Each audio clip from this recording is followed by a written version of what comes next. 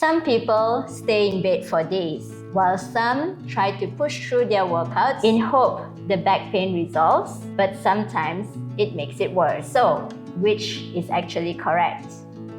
Most adults would experience low back pain at least once in their lifetime. Today, we'll be talking about whether resting helps or delays recovery, why your back becomes painful or stiff, common myths about low back pain, what movement actually helps recover your spine, and some gym-based exercises that build stronger, resilient back. Most low back pain are non-specific low back pains. This means it's not coming from something serious like a fracture, infection, or a nerve damage. But instead, it usually comes from irritated muscles, joint stiffness, reduced tolerance to movement, and overloaded tissues. As I have emphasized in my previous video, pain does not always mean damage. Your spine has large muscles, strong ligaments, and discs to absorb load. But when the tissues become overloaded or sensitive, your body protects itself by tightening muscles and limiting movement.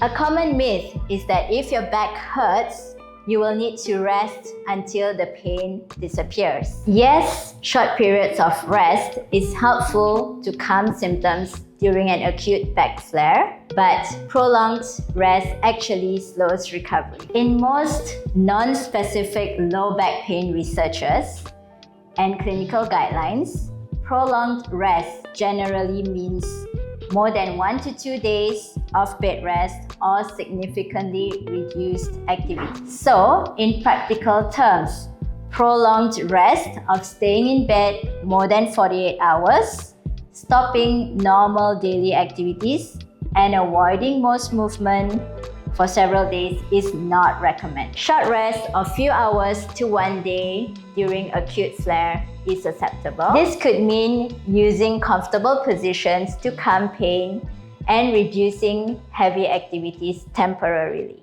Why prolonged rest is a problem? Muscles start to weaken, joints stiffen, circulation reduces, pain sensitivity increases, and fear of movement develops. Hence, rest briefly, then gradually reintroduce movement. Remember, the goal is not to push through pain, but also to not completely stop moving. Instead, look for comfortable, controlled movement as you move about your day-to-day activities. Why your back gets tight? Most people say, my back feels extremely tight, or symptoms such as stiffness after sitting for long hours, difficulty getting up from a chair, morning stiffness when getting out of bed, and pain after lifting awkwardly. But interestingly, that tightness is not from your muscles getting shortened. Instead, that tightness is a protective response from your nervous system. When your brain senses that the spine is getting overloaded, it increases muscle tension around that area. This creates the feeling of stiffness or tightness at your back. It's similar to when you sprain your ankle and the surrounding muscles tighten to protect the joint. In the back, this protective tension can make simple movements like bending or standing feel more difficult. Capacity versus load. This is a powerful concept for you to understand. Most people look at back pain as injured or not injured, but the more helpful way to look at it is the concept of load versus capacity. Your back has a certain capacity, which means how much work it can handle. Your daily activities create load. When load exceeds capacity, pain can occur. For example, if you sit all week with minimal movement, then suddenly go and do heavy gardening or a gym session, your back may become overloaded. The tissue at your back may be sensitive or fatigued, which then gives way under the sudden load you put it through during that gardening or gym activity. And when back pain occurs, physiotherapy focuses on gradually increasing that capacity so that your spine can tolerate such activities again. One of the most common movement mistakes we see in people with lower back pain is that they round or move mostly from their spine instead of their hips. Your hips is designed for large movements, and your spine is designed for stability and load transfers. When the spine moves excessively and the hips don't contribute enough, the lower back takes on most of the stress. Therefore, think hip hinging, not spinal rounding when lifting or bending under load. So, it's not just about picking up boxes, lifting your child, or even gym deadlifts. Letting your hips hinge back helps share the load between the glutes and the hamstrings rather than placing all the stress on your lower back. This being said, normal lighter daily activities like tying your shoes or reaching forward, some spinal rounding is completely normal. Keep this in mind and don't be afraid of free-range back movements, but be comfortable moving through your spine. So instead of thinking never round your back, a better rule is the heavier the load, the more you would want your hips to do the work. In my previous video, we showed you few rehab exercises for your back pain. Now, besides those rehab exercises, gym exercises can actually make your back more strong and resilient. The pelvis press is an excellent core stability exercise. Instead of moving from the spine, the core resists rotation and that protects the lower back. Here's how you would do it. Stand sideways to the cable, stay tall, bring the handles to your chest, keep a soft bend at your knees, push the cable away from your chest, resist the cable pulling you sideways, slowly return back to your chest. Have a controlled movement this way, feeling the engagement from your core. If you're doing this by yourself, just make sure that the cable is in line with your chest level. 5 to 10 kilos on the cable machine is usually appropriate for beginners with back pain.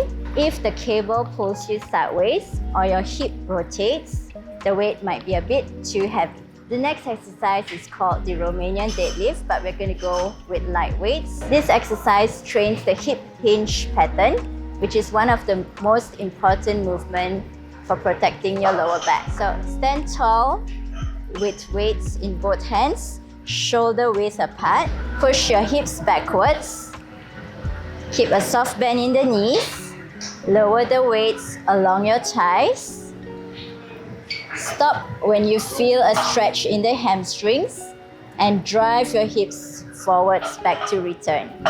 Stand tall with weights in both hands, push your hips backwards, keep a soft bend in the knees, lower the weights along the thighs, stop when you feel a stretch in the hamstrings, push the ground away, driving the hips forwards back to return.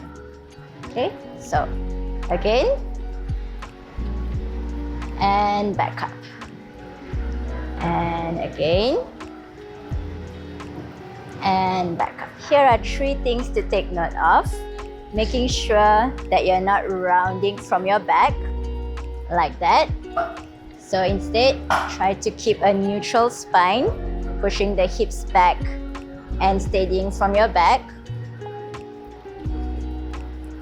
Secondly, is making sure you're not bending too much from the knees like this, but instead keep a soft bend at your knee and let the weights follow down your thigh. And thirdly is not letting the weights drift too far away from you, but instead you would want to keep the weights as close as you can towards your legs. The next exercise is called the goblet squat. The goblet squat is great because it trains your hips and lower legs and teaches your core to stay stable. This reduces strain on your lower back during your daily activities. Stand with your feet shoulder width apart. Keep your ribs stacked on your pelvis. hold the weight as close as you can towards your chest. Sit your hips down and slightly back. Keep your chest tall and elbows between your knees. Think about keeping your elbows inside or between your knees. Think about sitting between your hips. Push the ground away to then come back into standing.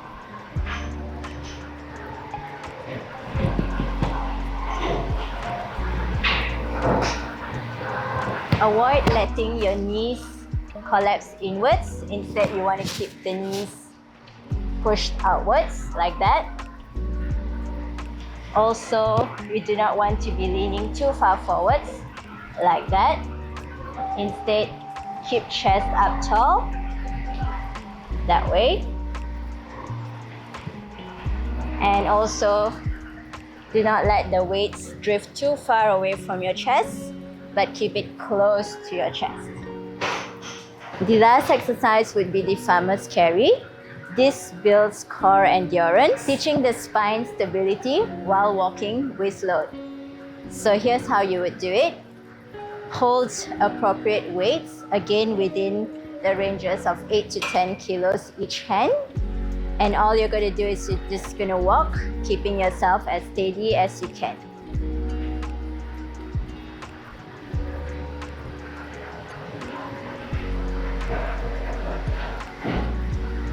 Avoid letting the weights sway from side to side.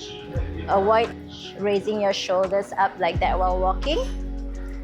So just holding the weights comfortably by your side and walking steady. Bracing your core as well. Important to note, when gym exercises are done progressively and with good technique, strength training is actually one of the best ways to build your spine. When to seek help?